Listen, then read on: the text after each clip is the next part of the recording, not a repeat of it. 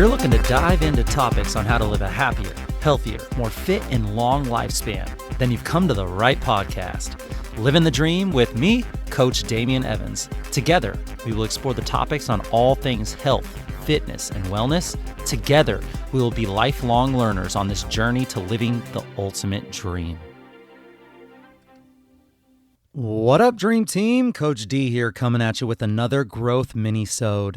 This will be a bite-sized episode with the goal of setting a growth-minded intention and focus for the upcoming week. Each MINIsode is going to offer a quote that encapsulates the theme of the week. And after the quote, we're going to dive into a weekly focus, something small that we can concentrate on for the following 7 days. As well as we're going to touch on a physical activity and a nutritional tip that will better assist us in working towards a more healthy and optimal way of living our own dream life. And each MINIsode is going to end with the recommendation for the week. The recommendation could be anything from a podcast, a book, an article, a paper, anything that I think is going to help better educate ourselves toward the overall focus of the week. And if this is your first time listening to a MINIsode, the goal is to listen on Friday, Saturday, or Sunday to be ready to start the challenges of the week on Monday. So listen to just one MINIsode every week, and as that week finishes, move on to the next week's MINIsode. I mean, you can start all the way over at MINIsode number 1, or you can join up with the team right now. These MINIsodes will only be as beneficial to you as you're willing to make them. So if you're playing along with the weekly focuses or the physical activity and nutrition tips, it'll help you be much more successful to do this with someone in your life. So grab an accountability buddy and share on your social media platforms the challenges of the week. You never know who is going to be quietly watching and rooting for you, and you never know whose life you will truly inspire just by sharing your journey, both the challenges and the successes. You're going to be far more likely with a support system and a social network to be successful. Get someone that's chasing similar fitness goals as you and do this with them. And as you work on making your life healthier and you motivate your network through your positive actions and your lifestyle choices, the ripple effect, it's unimaginable with who will be touched by you motivating and posting and including others in your journey. So let's dive into this week's Growth MINIsode. This week's quote comes from the famous English and American poet Robert Frost. Robert Frost wrote, "Two roads diverged in a wood, and I took the one less traveled by, and that has made all the difference."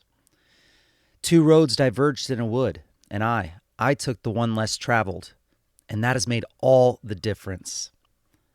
The human brain is an amazing supercomputer. Its power and what it's capable of are only understood a tiny, tiny fraction.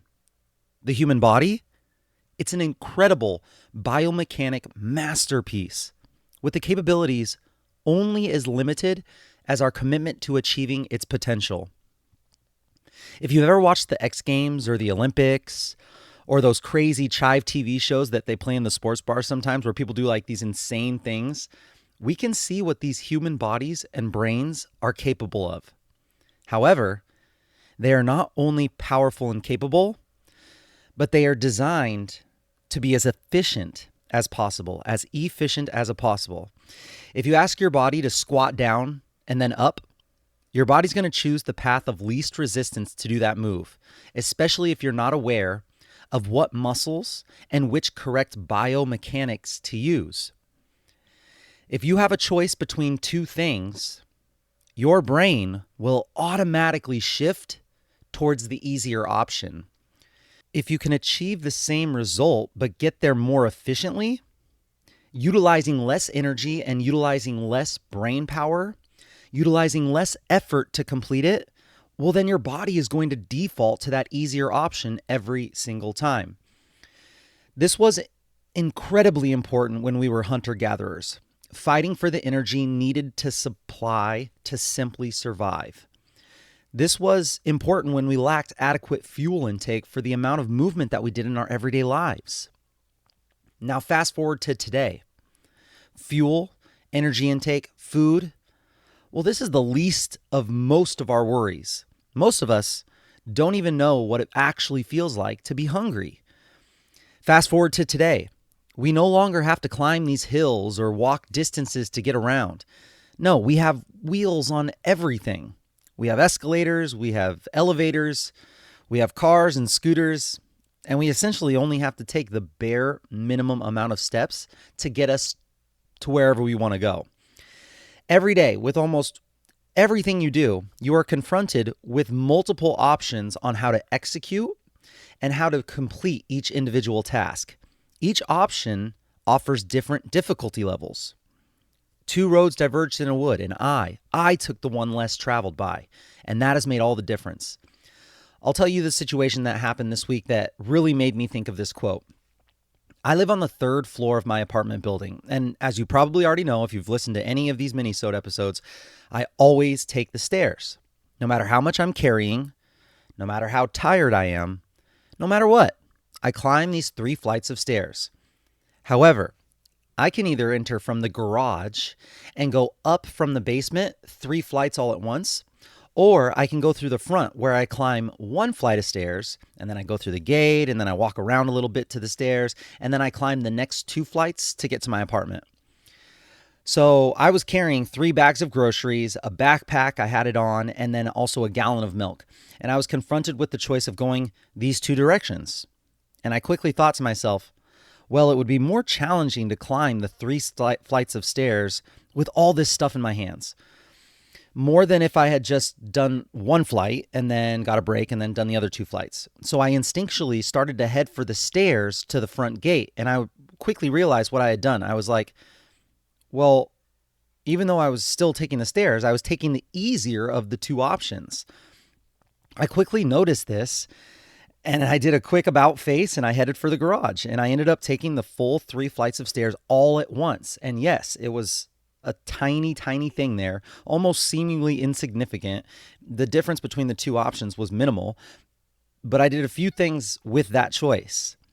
First, physically, I was able to do the harder task. Even though it was the end of the day, I was tired, I was carrying a bunch of stuff in my hands, I knew that one option would make my legs just a little bit more tired and would be a little bit more challenging for me than the other option. Physically, I showed myself that I was capable. And then number 2, mentally, I did the harder thing. When most people wouldn't even take the stairs, they would take the elevator. I decided to not only do the hard option, I did the harder of the options. That mentally, it gives me a huge advantage. Like the rest of this Livin the Dream team, we do the hard thing. We choose the path less traveled. And then third, physiologically, my body, my brain, it's programmed to design to take the most efficient route, to follow habits that have been programmed. And the more that I follow that autopilot part of my brain, the less energy that I need to use, both executing the task and then also using the brain power to decide how that task should be completed. So when I take over that autopilot, that right there, I have done something physiologically to challenge myself. And then spiritually, which is a little less apparent, it brings you into the present moment. Instead of deciding which route to take, I could have just been thinking, well, where am I going to put these groceries when I get into the apartment? And I have this nice shower that's waiting for me. What should I make for dinner? All that stuff. I actually just brought myself into the present moment, and I made a conscious decision to choose the path less traveled, not only for the majority of the population, but for myself. I took control of the wheel and I turned off that autopilot, which most of our day, our brains are on autopilot. Those small moments where we can bring awareness to the present, they're so important. And we're hearing more and more from the experts just how beneficial that these times can be. Now, some of you will say that this thought process is excessive. Some will say, isn't taking the stairs enough? Some will say that, hey, I got my workout in already today, man. Back off. I can earn the elevator one time. But I'm telling you right now that this is kind of the whole point. Our brains are programmed and on autopilot for most of the day, and we want to do the easy thing. Our bodies are designed to perform things with the least amount of effort by taking the most efficient possible route. So this week, we're going to override that system. We're going to be a little bit more aware. And this week's weekly focus, anytime we are offered multiple options, I want you to quickly decide which option would the majority of people do? What would they take? Which option would the least amount of people do? And why is that? Which option challenges you the most? And which of these options are you least likely to pick if you were just following your autopilot? Try it out just for 1 week. See what happens. Be aware of what difference this creates. If it creates nothing but extra work for you, you don't see any results, and it makes your life worse, then at least you know that this isn't for you, and maybe your autopilot is doing the right thing. But more than likely, you'll find that there are some small changes in your mindset, some small changes in your confidence, some small changes in the way that you view yourself, talk to yourself, and treat yourself. More than likely, you'll be made aware of habits that you've built and reinforced over the past years, maybe, that you could tweak to make huge changes. More than likely, you'll consider new options to completing your daily tasks that you never really thought were even an option because you were so used to defaulting to the same way of living that you always have. I mean, this could be something so small as I always brush my teeth with my right hand, but today I'm going to use my left hand. Or it could be huge, like I usually drive to work, but today I'm actually going to figure out how to bike to work. You decide where you want to take this. But anytime you momentarily stop and think this week, should I go this way or should I go that way? I could do this thing or I could do that thing. Immediately consider which option is more challenging for you. And anytime you find yourself searching for the easiest route to take, consider, do I really need to be taking the easiest route, or can I maybe make this a little bit more challenging and be totally fine? Have an awareness physically, mentally, physiologically, and spiritually just for 1 week. And if you find that you're getting something positive from it, maybe you can take it even further. I want to hear about your aha moments and all of these situations that you encounter this week. Keep me updated. This week's physical activity tip is all about stress management.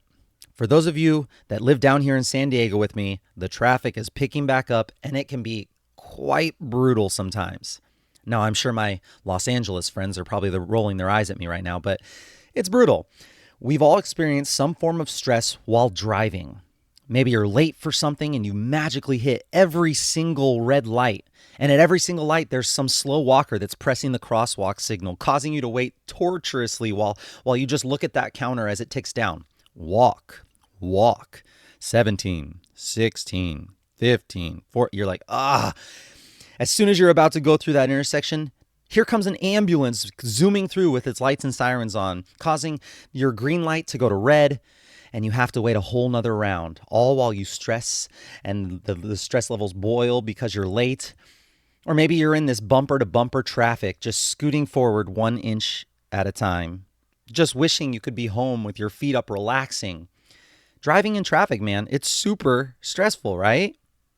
But does it have to be? I consider these situations essentially out of your control. Some might argue that if you get really aggressive in traffic, you can switch lanes here and there, slowly squeaking past each individual car in front of you. Or some might say if you turn on your Waze app, you could take the back roads and the alleys and you can get there faster. But in my experience, really, these things maybe get you there a couple minutes faster, and you probably stressed out and cut a bunch of people off and did all these things that were unnecessary, all to get there just like a couple minutes faster. So instead of that, when sitting in your car and in a situation where you feel like your blood starts to rise and your stress levels start to build, when in situations out of your control, let's just flip the script. And instead of letting our physiology get the best of us, why don't we take this time and use it to our advantage? One of my favorite ways to control stress is to attack it through 2 different avenues. First is your mindset, and then second is through my actual physiology, my physical body. First thing that I do when I'm stuck in bumper-to-bumper traffic is to take control of my breath. I do extended exhale box breathing. Extended exhale box breathing.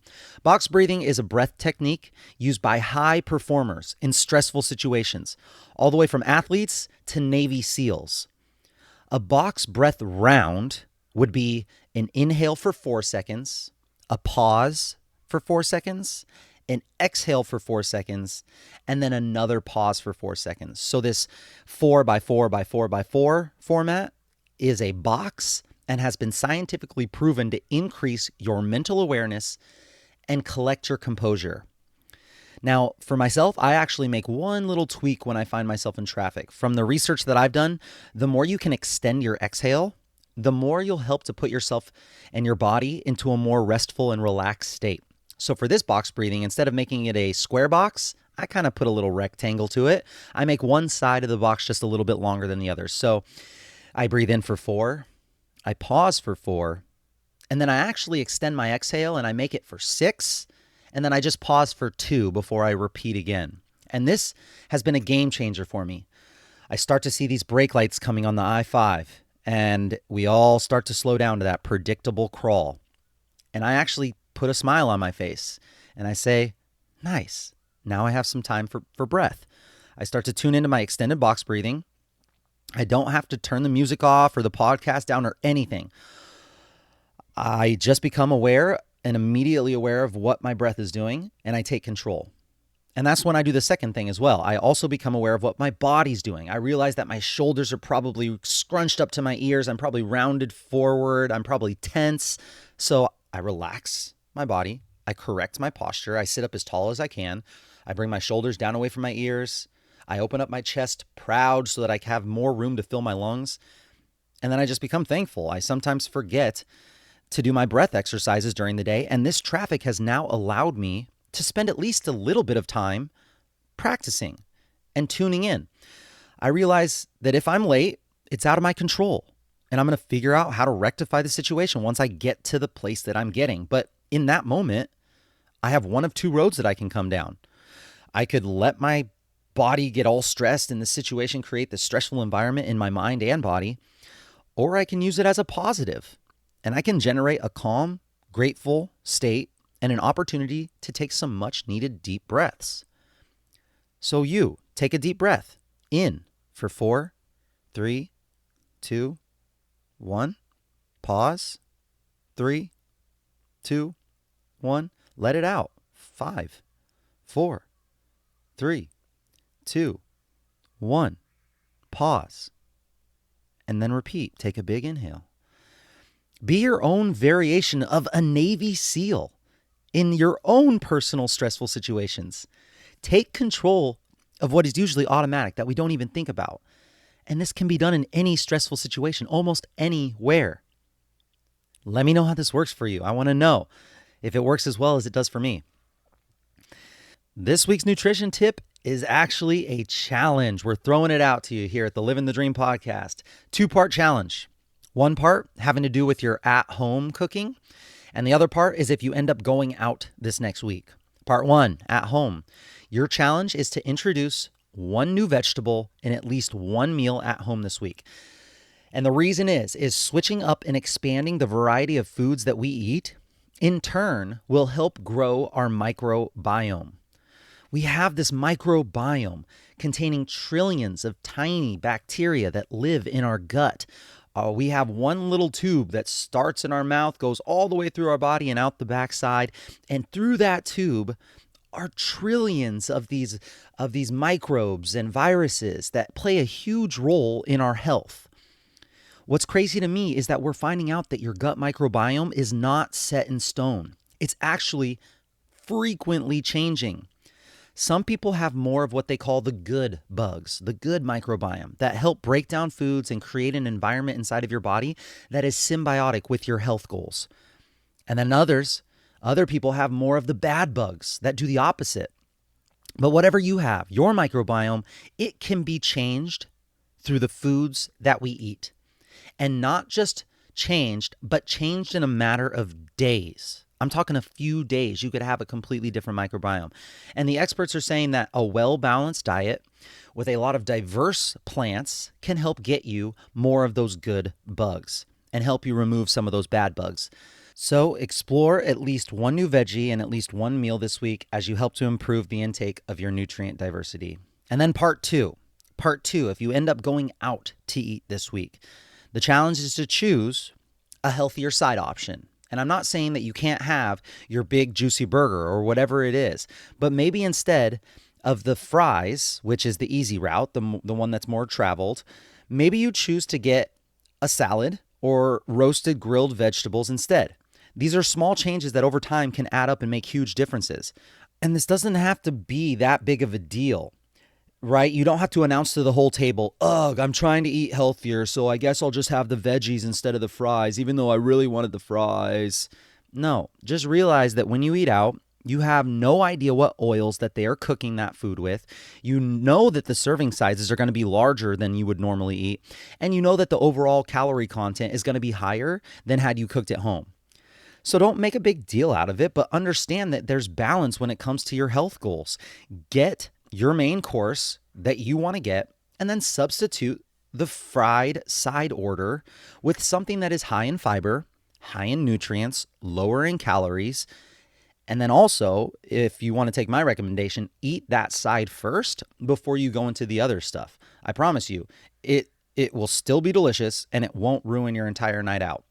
Make sure you take a picture of your new veggie at home and share it with your Livin the Dream team, especially if it's something that's really unique. We want to know about it and we want to get some ideas from you. You can tag us at Instagram at livinthedream_podcast. Livin is without a G, livinthedream_podcast.